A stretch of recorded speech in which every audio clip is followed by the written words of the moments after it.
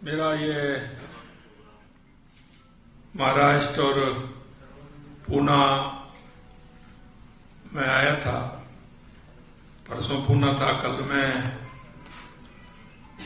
संभाजीनगर था, आज में कल मैं मुंबई आ गया था। मित्रों, जिस तरह से पूरे देश के अंदर देश के यशस्वी प्रधानमंत्री नरेंद्र मोदी जी के विजन पर लोगों को विश्वास है, और वो विश्वास इसलिए है कि आपने 2014 से पहले इस देश की स्थितियों को देखा है। 2014 से पहले इस देश के अंदर किस तरह की स्थिति थी, आपने देखा होगा कि 2014 से पहले देश में भ्रष्टाचार की नई नई इबादतें लिखी जा रही थी। एक घोटाला आता था, दूसरा घोटाला उससे बड़ा आता था, तीसरा घोटाला उससे बड़ा आता था, चौथा घोटाला उससे भी बड़ा आता था। लगातार घोटालों का अंबार लग रहा था। पृथ्वी पर भी घोटाले, पाताल में भी घोटाले और आसमान में भी घोटाले। कोई भी राष्ट्रवादी व्यक्ति जब पेपर पढ़ने सुबह बैठता था तो आतंकवाद और घोटाला, नक्सलवाद को देख करके उनकी आंखों में आंसू आ जाते थे। पेपर उन आंखों के आंसुओं से गीला हो जाता था। मैं आपको यही कहना चाहता हूं, देश के यशस्वी प्रधानमंत्री नरेंद्र मोदी जी के नेतृत्व में 2014 के बाद देश के घोटालों से मुक्ति मिली, देश को आतंकवाद से मुक्ति मिली, देश को नक्सलवाद से मुक्ति मिली। कांग्रेस हमेशा गरीब की बात करती थी, लेकिन गरीबी से कोई वास्ता नहीं था। आज हम कह सकते हैं कि 2014 के बाद गरीब कल्याण की योजनाओं ने मूर्त रूप लिया है, और देश के यशस्वी प्रधानमंत्री नरेंद्र मोदी जी ने उस गरीब कल्याण की परिभाषा को बदलने का काम किया है। यही नहीं मेरे भाई और बहन, मैं अधिकतर कहता हूं, आप सब मीडिया वालों से भी मैं इतना ही कहना चाहता हूं मेरे भाइयों, कि हम इस देश के नागरिक हैं। मीडिया का भी काम है, मीडिया चौथा स्तंभ है। हम सबको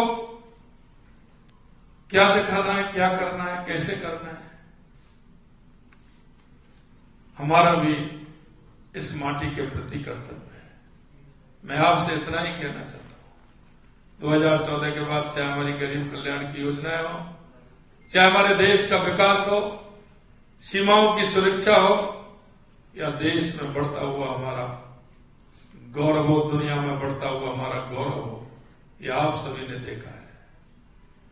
मैं इतना ही कहना चाहता हूं, कांग्रेस के लोग हमेशा झूठ और लूट की बात कहते हैं।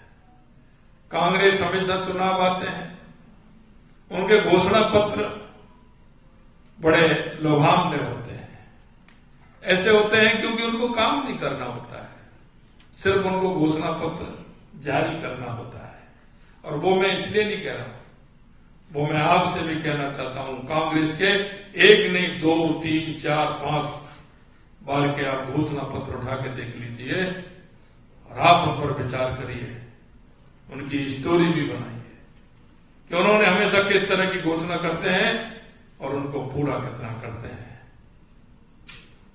और एक तरफ भारतीय जनता पार्टी है, देश के यशस्वी प्रधानमंत्री नरेंद्र मोदी है। 2014 में जो संकल्प पत्र जारी किया उसको 19 तक पूरा किया, और 19 में जो जारी किया उसको 2024 तक पूरा किया, और अब हमने 2024 तक जो संकल्प पत्र लाए हैं उसको भी हम पूरा करेंगे। आज आपके बीच में आया हूं पहली बार मेरा मुख्यमंत्री बनने के बाद बंबई आना हुआ है। राजस्थान में मेरे को 90 दिन हमारी सरकार को काम करने का मौका मिला, क्योंकि आचार संहिता आ गई। 90 दिन के अंदर राजस्थान की सरकार ने वो काम किए हैं जो कांग्रेस 50 साल और 60 साल में नहीं कर पाई। कांग्रेस ने उन वायदों को खूब बनाने की कोशिश की, बजट में भी की, विधानसभा में की, चुनावों में भी उनको इस्तेमाल किया, लेकिन एक भी वायदा उन्होंने पूरा नहीं किया। क्योंकि आप सभी जानते हैं, कुछ मेरे मित्र पत्रकार राजस्थान से ताल्लुक रखते हैं, वो तो और भी अच्छी तरह से जानते हैं कि राजस्थान पानी के लिए बहुत बड़ी दिक्कत होती है। राजस्थान के अंदर हमने 3 महीने के अंदर हमारी जो पूर्वी राजस्थान की 21 जिलों की जो हमारी योजना ERCP की थी, देश के यशस्वी प्रधानमंत्री नरेंद्र मोदी जी ने उसका भी समझौता कराने का काम किया है। हमारा केंद्र सरकार से, मध्य प्रदेश से और राजस्थान सरकार का मिलकर के वो योजना बनी है। 21 जिलों को पीने का पानी भी मिलेगा, 2,80,000 हेक्टेयर सिंचाई का पानी मिलेगा, औद्योगिक क्षेत्र के लिए पानी मिलेगा। इसी तरह से हमारे बहुत लंबे समय से यमुना जल समझौते की मांग चल रही थी, जो हमारे शेखावाटी के प्रमुख जिले हैं राजस्थान के, सीकर, चूरू और झुंझुनू, उनकी योजना थी, 50 साल से अटकी हुई थी। उसको भी समझौते के माध्यम से उन तीनों जिलों को पानी पाइपलाइन के द्वारा उन तीनों जिलों को पानी मिलेगा, इसका भी समझौता हुआ है। कई ऐसे काम राजस्थान के अंदर जो हमने वायदे चुनाव में किए थे, हमने लगभग 40 से 45% तक के वायदे हमने राजस्थान में 90 दिन में हमने पूरा करने का काम किया है। आज मैं ये कह सकता हूं कि देश हो या प्रदेश हो, देश के यशस्वी प्रधानमंत्री नरेंद्र मोदी जी के नेतृत्व में हमारा देश आगे बढ़ रहा है, हर प्रदेश आगे बढ़ रहा है। कांग्रेस हमेशा स्वार्थ की राजनीति करती है, परिवारवाद की राजनीति करती है, अफवाहों की राजनीति करती है। आज आपने देखा है कि किस तरह से कहां तक कांग्रेस पहुंच गई। भ्रष्टाचार तो करती है, लेकिन जातिवाद, क्षेत्रवाद, प्रांतवाद और अब तो वो रंगभेद की नीति पर भी आ गई। लोगों की पहचान कहां किस तरह से कर रहे हैं, कहां तक पहुंच गई, ये क्या है, क्या स्थिति बनाना चाहते हैं वो। मैं आपसे इतना ही कहना चाहता हूं, कांग्रेस हमेशा जिस तरह की बात चुनावों में करती है, कांग्रेस ने इस देश को कमजोर करने का काम किया है, तुष्टीकरण के आधार पर चलने का काम किया है, भ्रष्टाचार के आधार पर चलने का काम किया है। सही माने में हम कहें तो कांग्रेस इस भ्रष्टाचार की जननी है। मैं आपसे के माध्यम से इतना ही कहना चाहता हूं, कल मैं मुंबई में एक कार्यक्रम मेरा था, 2 कार्यक्रम थे, आज भी मेरे कार्यक्रम हैं। मैं जिस तरह का उत्साह और वातावरण महाराष्ट्र के अंदर देख रहा हूं, निश्चित रूप से भारतीय जनता पार्टी और एनडीए बहुत बड़े बहुमत के साथ महाराष्ट्र में भी जीतेगा, और जब 4 जून को रिजल्ट आएगा तो मोदी जी 400 पार जाएंगे। ये जनता के मन की बात जो है, क्योंकि जनता को एक विश्वास हो गया है कि मोदी जी जो कहते हैं वो करते हैं, जनता में विश्वास है। मैं कई प्रदेशों में जाना हुआ है, बंगाल में हमारी सीटें बढ़ेंगी, झारखंड में हमारी सीटें बढ़ेंगी, तेलंगाना में हमारी सीटें बढ़ेंगी, आंध्रा में हमारी सीटें बढ़ेंगी, उड़ीसा में हमारी सीटें बढ़ेंगी, और जितने भी हमारे प्रांतों में सीट हमारी बढ़ेंगी। और राजस्थान का तो आपने देखा है, 2014 में भी 25 में से 25 सीट आई थी, 2019 में भी 25 में से 25 सीट आई थी, और अब की बार भी 25 में से 25 सीट राजस्थान के अंदर आएंगी। मैं आपसे इतना ही कहना चाहता हूं कि देश के यशस्वी प्रधानमंत्री नरेंद्र मोदी जी के नेतृत्व में 4 जून को 400 पार होंगे और हमारे देश के यशस्वी प्रधानमंत्री नरेंद्र मोदी जी तीसरी बार प्रधानमंत्री बनेंगे। आप सभी को बहुत बहुत धन्यवाद। नमस्कार।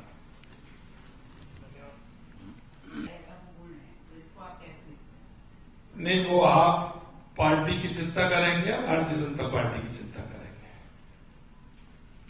मैं आपको कहना चाहता हूं,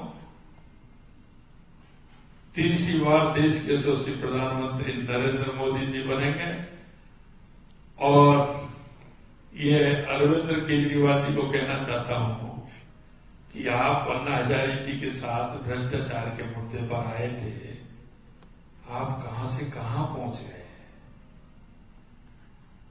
आप कहां से कहां पहुंच गए? आप आखंड भ्रष्टाचार में डूब गए। आपको ये नहीं पता है कि आप जमानत पर हैं।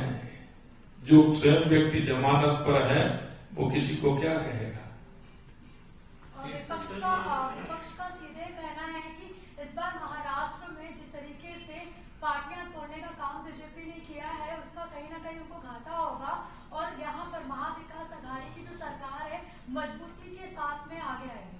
देखिए, मैं आपको बताना चाहता हूं, महाराष्ट्र के अंदर भारतीय जनता पार्टी और एनडीए बहुत बड़े बहुमत के साथ जीतने वाले हैं। ये जब चुनाव आते हैं तो इस तरह की बातें कांग्रेस के पास और है क्या? वो इसी तरह की बात करते हैं, उनसे जो घटक है वो भी इस तरह की बात करते हैं।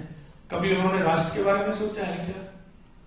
सिर्फ परिवार की बात करते हैं, वो परिवार के बारे में सोचते हैं। भारतीय जनता पार्टी राष्ट्र के बारे में विचार करके फैसला करती है।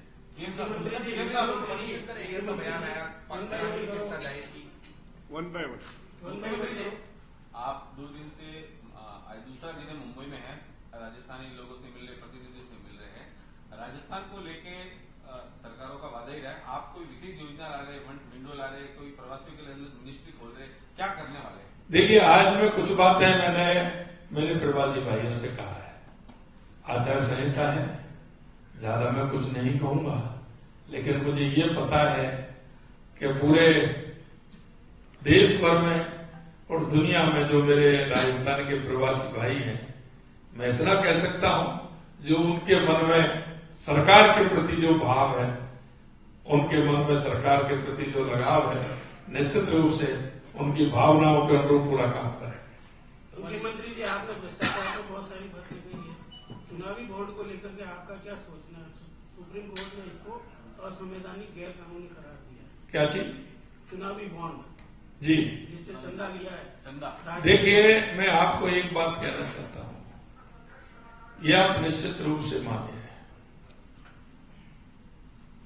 कि भारतीय जनता पार्टी कोई भी ऐसा काम नहीं करती। और दूसरी बात मैं आपको ये भी कहना चाहता हूं कि आप हमारा जो काम है वो निश्चित रूप से पूर्ण रूप से फेयर काम है और वो फेयर काम जो करता है वही बोलता है। सुप्रीम कोर्ट ने गलत कहा। अगला नेक्स्ट सर, जिस तरह से बात करें तो महाराष्ट्र में उद्धव ठाकरे की सरकार थी, उद्धव ठाकरे ने इस बार नया नारा दिया है, मोदी सरकार इस बार 400 पार नहीं, तड़ी पार, महाराष्ट्र से तड़ी पार।